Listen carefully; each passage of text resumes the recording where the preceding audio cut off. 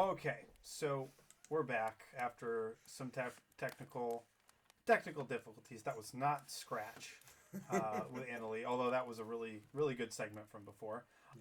We are going to we're gonna be we're gonna be doing some campfire stories. So stories that we would normally tell at either opening or closing campfire, and um, so I don't know. I have about 20 years of campfire story experience. I'm going on easy 11.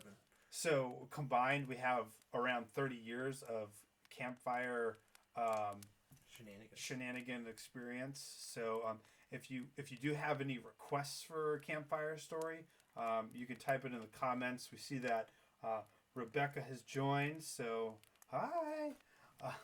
Um, so So the first story that I'm going to start off with, it's about a guy who builds castles for a living. You know anything about castle building? No. Okay.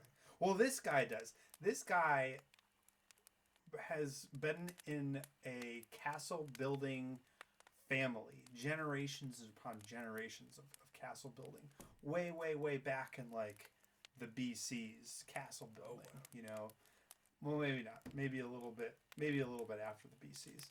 But anyway, so this guy's family built castles, and the way that this worked was that each each generation would sort of teach and test the next generation of castle builders, and so one day the main castle builder guru, as you say, was getting ready to hand this castle building business off to his son. And he says, son, I want to hand the castle building business off to you. There you go. That's what he said. It's a big day. Yeah. And so he said, this is what we're going to do. We're going to go ahead and we're going to plan this out. We're going to figure out how many bricks it's going to take. Because the way that this castle building family has survived for so long is they never wasted anything, and they never had to put extra work into what they did, just what was needed. So the way that they would build this is that they would find out exactly how many bricks it would take for a design, and they'd cut those amount of bricks. And the way that they were so great is that they never ever wasted any. So they used exactly how many bricks. They never broke any, never needed extras. So they get together and they design this castle together. They figure out how many bricks it's going to take. They cut the amount of bricks, and the father says, son, I'm going to go away. You're going to build this castle. And if you build it the right way and you use all the bricks and you don't waste any and you don't have any extra after, then you get to carry on our 100-generation legacy of castle building. So he says, okay. So he gets to work, and the father goes to like Maui for vacation for like 5 years. Maui? Yeah, Maui. That's expensive. Yeah. Castles cost a lot. You make a lot of coin building castles. Good money in the castle. Good money in the castle. So the son spends 5 years making this castle, and it is epic. Yeah. I mean, it's got turrets and moats and dungeons and elevators and moats and all sorts of different kind of crazy things. So he builds this castle, and he writes the dad to his letter. He's like 3 months out. He says, in 3 months, this castle is going to be done. I'm ready for you to go inspect it. So he does, and so the day's coming.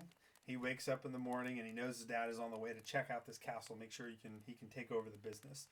And he as he comes back to the castle, the son's like, dusting off all the dungeon chains and making sure the moat's full with like sharks with lasers, and just making sure that every little piece is good, because he nailed it. The castle's beautiful. He used he had the last brick, and he placed it.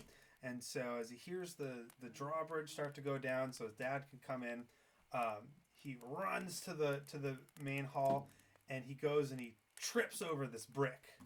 Boom! Falls flat on his face. Yeah, and it was just a random brick laying out in the middle of the castle, of the Great Hall. He's like, he picks the brick up. And he's like, oh no, I have this. Oh no, oh this is terrible. I have this brick. I don't know what to do with it.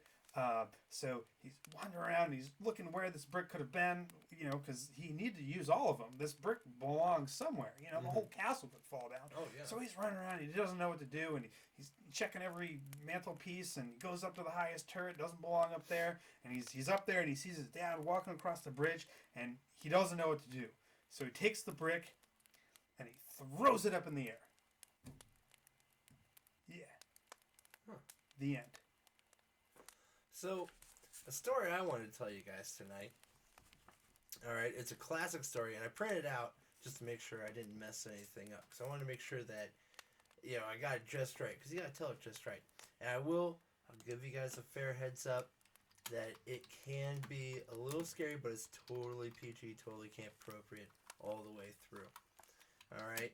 And the story is called The Red Sloppity Lips. Alright? It's an old Boy Scout camp story from back in the day that I've carried around a little bit. I've heard a couple different versions, and this is just one of my favorites, alright?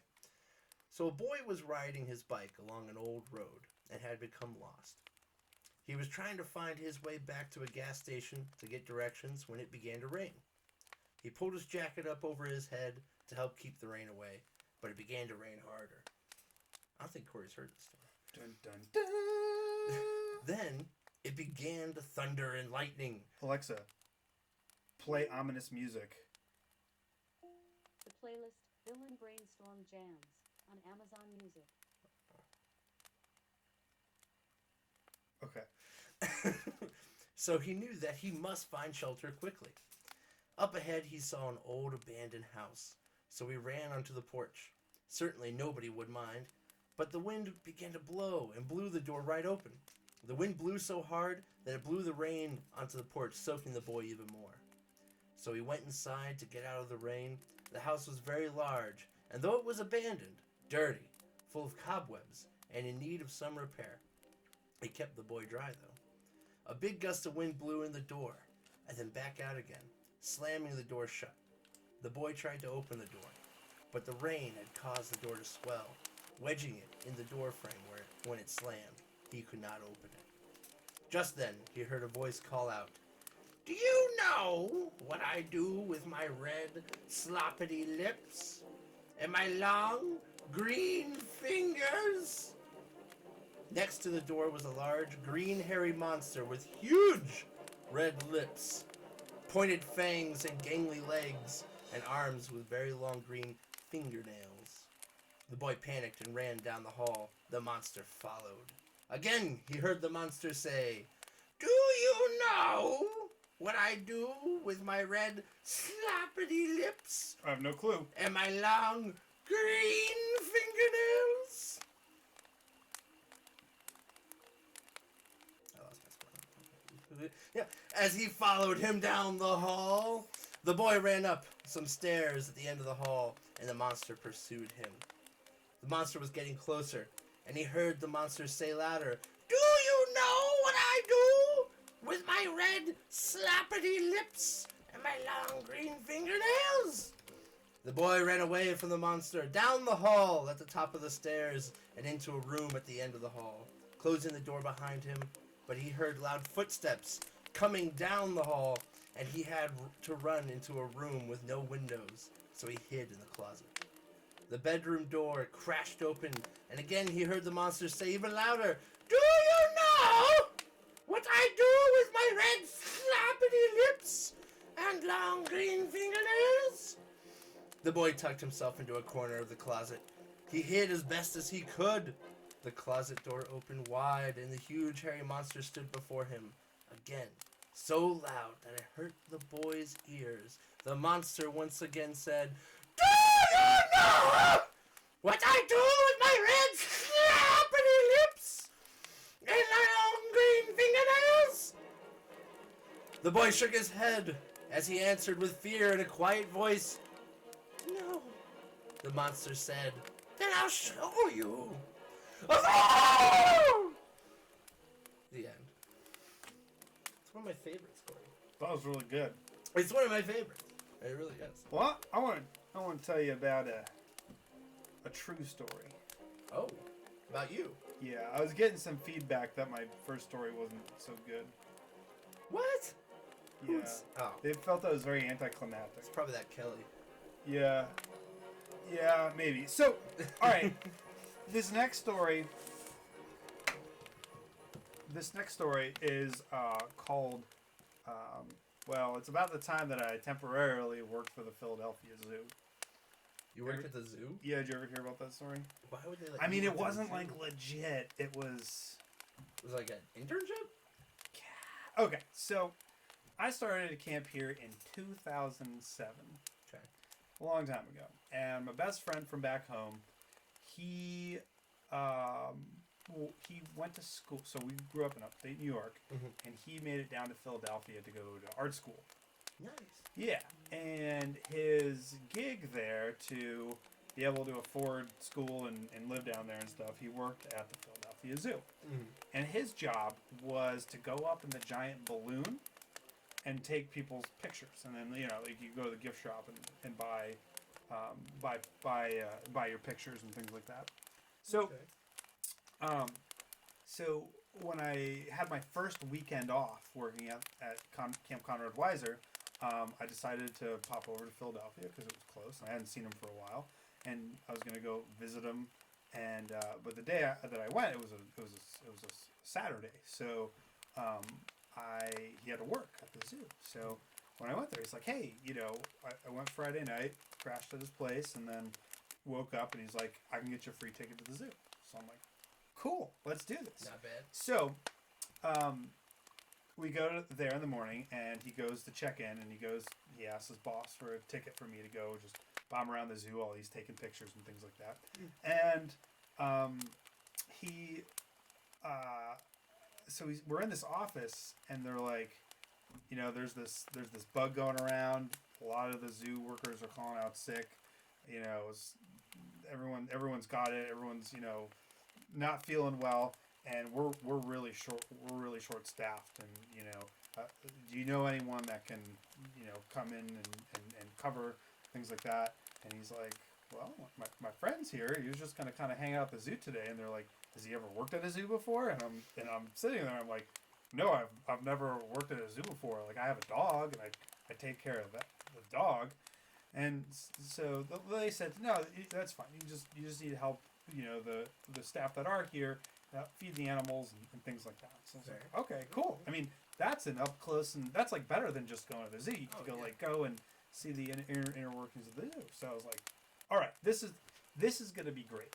So they give me like a zoo shirt and whatever. I got like a little Steve Irwin looking shirt. Yeah. Did you keep the shirt? I didn't get to keep the shirt. No, I had to give it back. Yeah. But so I started out the day.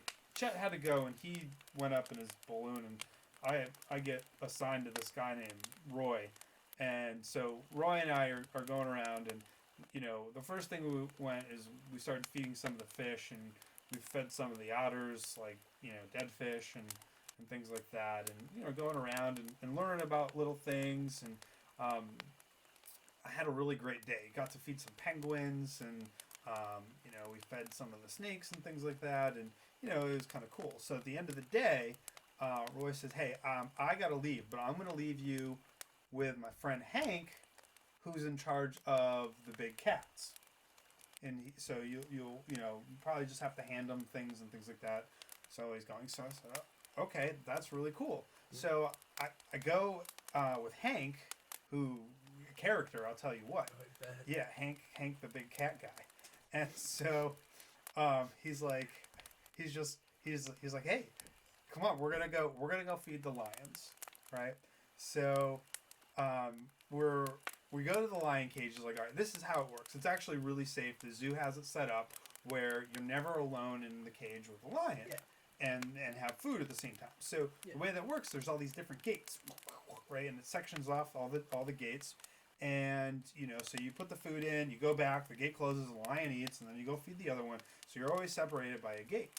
So it's getting real dark and stormy out there, and it's not getting nice. But we want to get these cats going, fed by the end of the day. Yeah. So he's like, all right, put on these galoshes and put on these big gloves. And here's a big, like, giant vat of like meat, right? So he's like, you just grab it with both hands, bring it over, put it down, I'll close the gate, and then you can go and go to the next one. So I'll control the gate, and you set the meat out. So okay, that's easy. This is gonna be awesome. I'm gonna watch the lions eat these big chunks of meat. So I'm in there, and sure enough, like by the second lion, I hear this big crack of lightning, right, and all the lights in the whole place go out. Oh, wow. All the music cut off, the power's out, and these emergency lights go on. But I'm sitting in this lion cage with a big chunk of meat, like meat juice running down my big rubber gloves, and the emergency lights flash on, and all of the gates just go open. And so I'm sitting there covered in meat juice, Ooh. about 20 feet from a lion. Good. There was a gate there. Yeah. And so I call over and I'm like, Hank, something's the matter with the gates. And he's like, oh, no, it's fine. I'll close it. And so he can't figure out how to close it back. Like the whole system reset. And he's not normally the gate guy. He's normally the meat guy. Yeah. So he's like, all right, well, just put the meat down and then you back away slowly. So I put the big chunk of meat down and I start backing away slowly. And he's like, okay. Well, I've never seen this lion like this before. There's something off with this lion. He's like, you better start backing away a little bit quicker. Now, I don't want to alarm you or anything, but you need to go and you need to run to the edge of the fence. And I need you to hop the gate. So he says, go now. Run. So I start running, and this is a pretty big cage, and I'm like three lions in. So I got 3 sections. So I'm saying it's about 20, 30 yards that I have to run. So he's like, no, now you need to run now. So I turn around and I start running, right? And I am hauling, and I'm just running, and I know this lion's gonna get me. I'm covered in juice. I'm moving now. I knew running was probably a bad idea. And I'm running, and you know how like when you know someone's like right behind you, you can feel it. Yeah. So I'm running, and I'm like 10 feet away from this gate, and I go to jump, and all of a sudden I feel this stab right into my leg, and it's like hot white knives just sticking into my leg, right? God. Yeah, and all of a sudden it starts pulling on my leg, just like I'm pulling on everyone else's leg that's watching. Wow. Yeah. I was wondering because I'm like, I've seen you in shorts, you know these stars. Yeah. Yeah. You got me excited. Although my best friend did work with Philadelphia Zoo. I did go visit him one day. Oh, that's fair. Yeah, it was good. It's a good zoo. Cool. Check it out. Cool. You got another story? Let me see here. I think I might. Okay. I don't have it. Oh, that one's too long. We're coming up on our time here. I wonder almost if it would, if we have enough time for, S'more Academy. Remember that time we were in the S'more Academy? I do. Yeah. It was a rough time. So Cory and I actually went to a special class together. It was like a week-long course where Professional development. it was part of our professional development as directors, so that we could know the safest and most efficient ways to properly make a s'more. You know, s'mores are delicious. Everyone likes s'mores. You know, I always get chocolate, graham cracker, It's marshmallow, it's a marshmallow, cracker, It's okay. marshmallow. It's okay. Cory. It's okay. So Cory had a lot of trouble with the course because you went in. It was very regimented. Every single day we were learning, proper way to make a marshmallow, how to make your proper stacks. It was straightforward. You had to go, cracker, chocolate, mallow, cracker, done. Marshmallow, chocolate, cracker. No, Cory. Oh God, why is it so hard? I don't know. It's just so. At the end of the week, we had to take a test, but it was an individual test. Okay, it was one person at a time. You're in this classroom. It's a big, huge, open classroom. It was just you and the instructor. All right. And Cory had been struggling all week. He'd been going back and forth. What's next? What's first? What's coming? He just couldn't. Chocolate, cracker, marshmallow. We went back. Marshmallow, and forth. cracker. we went back and forth all night the night before, just trying to figure out, okay, what's going to fit best in here? What's going to do, how can we get Cory to remember? We were thinking about, should we write on his hand? What do we do? Cracker, marshmallow, iguana. No! Cracker. No. This is why we don't have iguanas. But finally, we're in there, and, right before he went in, he said it perfectly. He's like, we got it. And he's just like, graham cracker, chocolate, graham cracker. I'm like, yeah, he went in, and then I realized at that moment, that's not the right order at all. But he's in there already. It's behind the door. All right, so I'm at the window trying to do everything I can, because from where it was set up, Professor, he was sitting at the table. Cory was over here. He could see the door, and there was this little window in the door. And poor Cory, he's in there trying to, do the thing and lay it out. He's getting through, he explained how to cook the marshmallow, how to prep it and make sure everything's happy, because you gotta have happy little marshmallows. The happiest little marshmallows. These have to be the happiest little marshmallows that we have. All right, but I see him get there. He's got his hands up to talk about the layers, and I'm at the window, but all he can see is me going, Iguana. and he's in there. It couldn't work out. It got crazy. So at the end of the day, Cory, what did you even tell him to get through there? Iguana. Luckily, he was a fan of iguanas. That's good. It's craziness. All right. So I feel that I started this campfire off really weak. Based on the feedback that we got, I didn't have a good story. So I have what do they call that when you come back? A reprieve? No, what do they call it? Help us out here online, guys. You guys know? A reprieve, yeah, it would call it a reprieve. It could be. I'm not an English major. I'm gonna make this better. So A revisit? yeah, we need a thesaurus in order to make this happen. So I'm gonna tell a story because I heard that my first one wasn't so good. So this story is about one of the first commercial passenger flights from New York to London. Oh.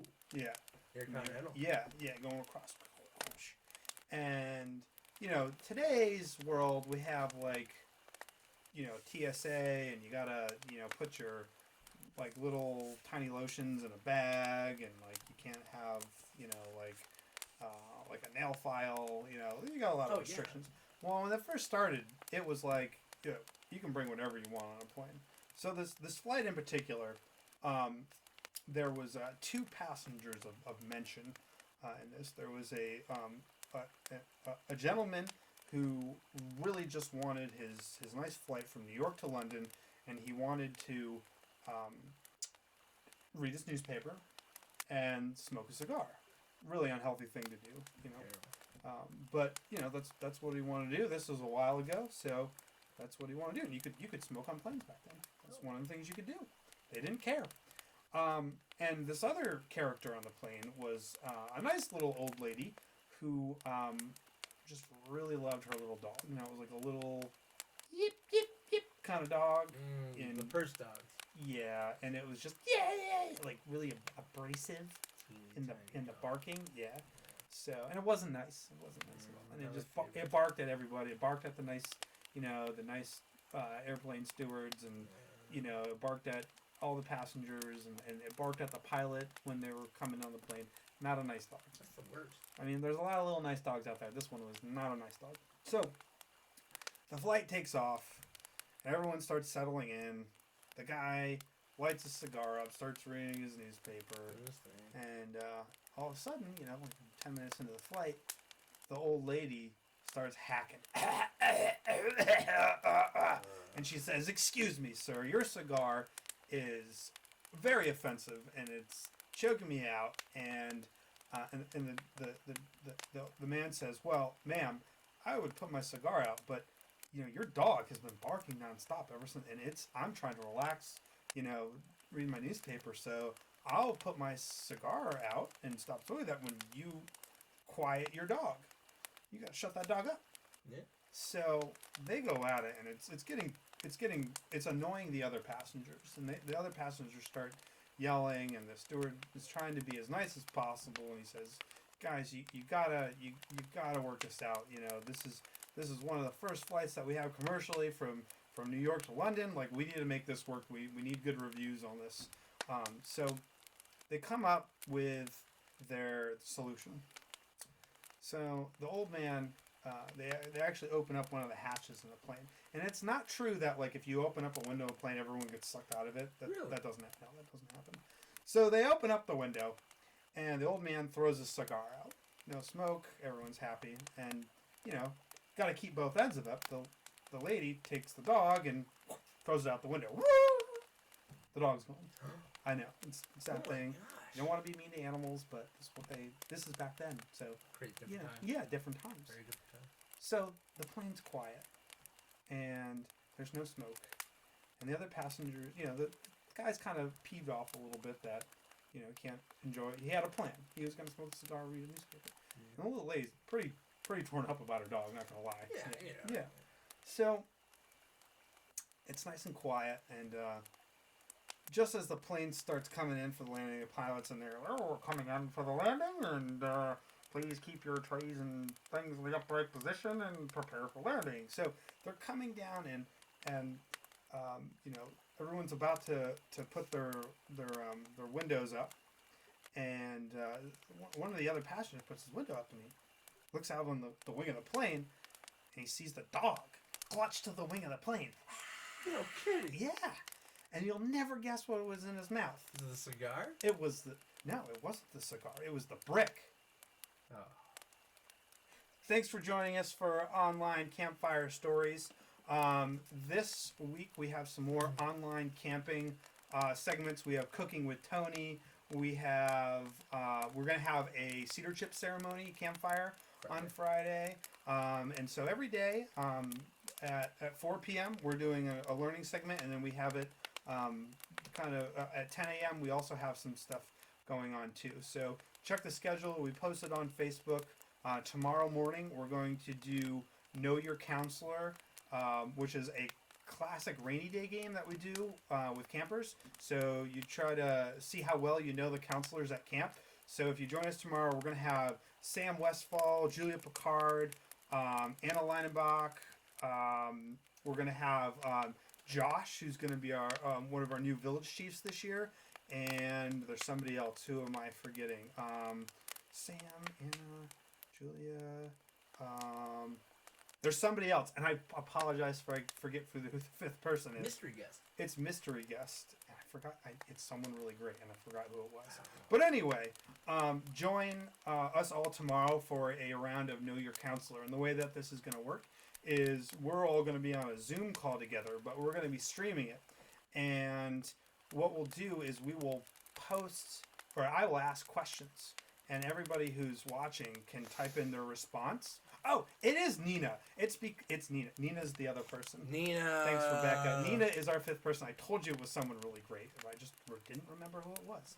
She did the friendship bracelets. She did friendship bracelets. If you haven't watched that video, it was very well done. It was. Yeah. It was. So and all of those videos that we have, you can go back and look at. So when we do this, you guys can play along with us. Try to guess what the answers to the questions are that you think would apply to the staff, and then they'll ultimately give us the answer, and you can see how you scored on Know Your Counselor. So that's at 10 a.m. tomorrow, and it will be streaming on Facebook Live. The staff will be on a Zoom chat, so you can see all of us, but we're going to be streaming on Facebook Live. So thanks again for joining us tonight, and we will see you at 10 a.m. tomorrow. And Tony, any ingredients that people should prepare for tomorrow's cooking at 4? For tomorrow's cooking at 4 p.m., we're going to be doing my favorite dish, which is moonstruck eggs, or egg in a basket. So you're going to need eggs, bread, cheese, and obviously a cooking surface and a pan. So we'll see you guys then, and hope you guys have a wonderful night. Keep it a fire's burning.